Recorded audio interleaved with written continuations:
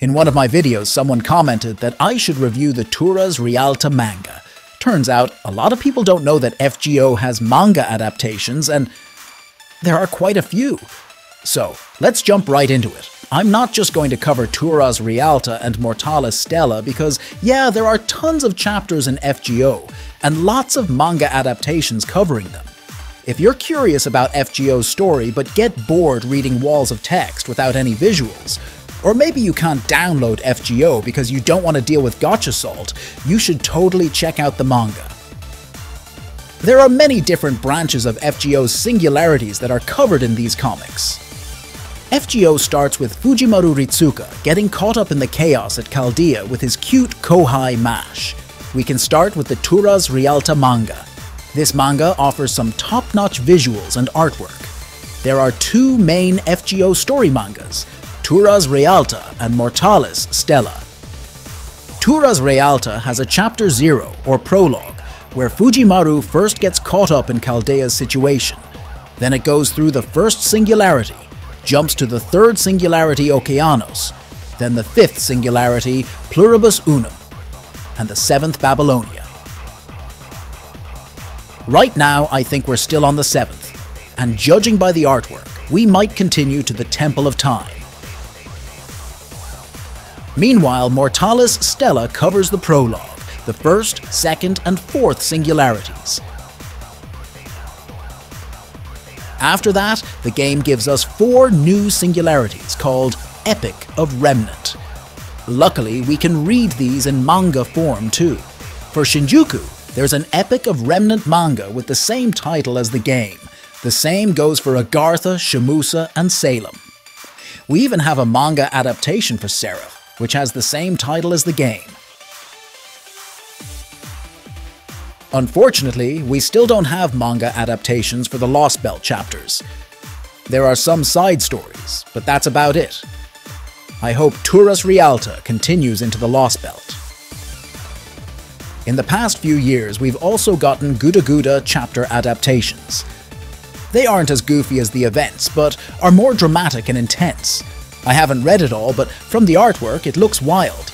I think those are the chapters available to read for now. Sadly, we don't have adaptations for other absurd events like, I don't know, maybe Summer? Or maybe Servantverse. Those are joke events. But if Rio's manga can be recognized and made into events, maybe we could see a summer event manga adaptation someday. Alright, so that was all the different FGO manga adaptations you can dive into. Now let's talk about the plot and character development. I often say in my videos that I prefer the manga, and yeah, I still feel that way. Manga is just way superior, I think. Maybe it's because we get to see Fujimaru more involved in the story conflicts.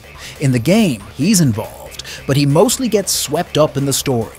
He reacts to the people around him, sometimes joking and sometimes angry, but he doesn't stand out much.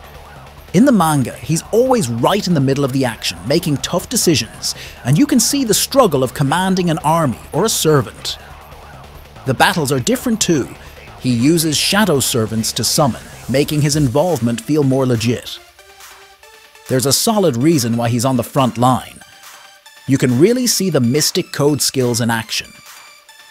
In the anime, he supports Mash by boosting her HP or mana, but in the manga, Fujimaru's known for his guts, often using these skills in unconventional situations. In that panel, he forces Hector to jump back behind Fergus to attack him in America. In Babylonia, he even forces Gilgamesh's spirit to do an emergency evade and attack Erish. I think he's way more gutsy and aggressive compared to the anime and game. There's even a chapter where he's in despair after seeing Solomon for the first time, then he gets back up with renewed spirit. Or a moment where he's helping bake a cake for a celebration in Chaldea.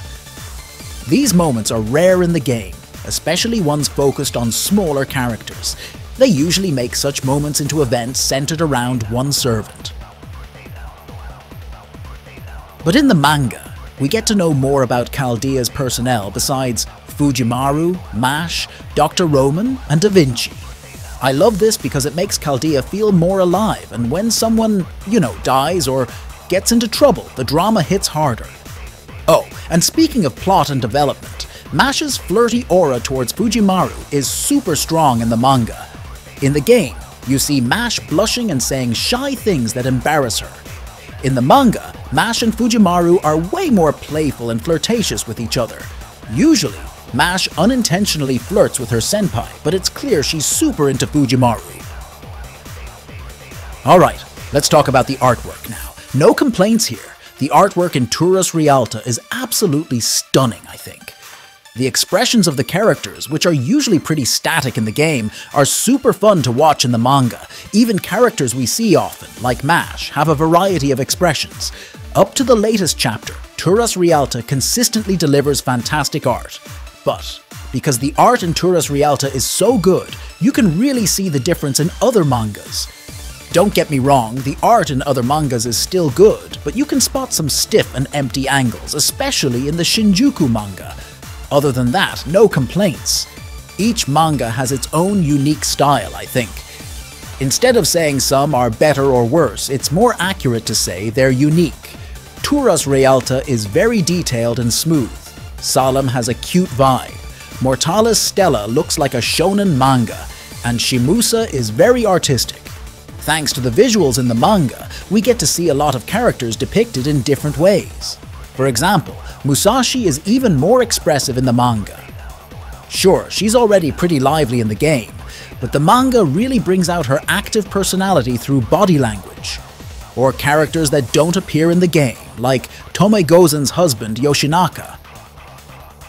The manga gives us a clear picture of what these characters are like, and that's a good thing. This goes for all FGO manga, not just Shimosa and Turus Rialta. Even Salem tweaks the story a bit and adds more exciting character moments, but if you're diving into the main storyline, definitely check out the Turus Rialta manga. Unfortunately, I can't really compare Turus Rialta and Mortalis Stella in terms of quality. Personally, Mortalis Stella feels a bit rushed and jumpy for my taste. I don't know, it just doesn't sit right with me. But you can still follow the main story through these two manga series. Oh, bonus info. If you read Turus Rialta, you'll find some cool references to the earlier Fate series, like the first meeting between Shiro and Saber, or even Arjuna sitting in a pose similar to Emiya Archer's first summoning in Fate UBWW. And remember how I mentioned that we're unlikely to get a summer event adaptation because it's more of a joke event? Well, in Shimosa, there's a little artwork of Musashi, Mash, and Ritsuka chilling in their swimsuits, enjoying summer. So yeah, in conclusion, just read all the manga. I totally recommend it for those of you looking for a fresh read with a ton of dream waifu and a gutsy MC. Now, hit that subscribe button to make sure you get sweet dreams or share this video with your friends. Don't forget to drop a comment so I don't run out of video ideas.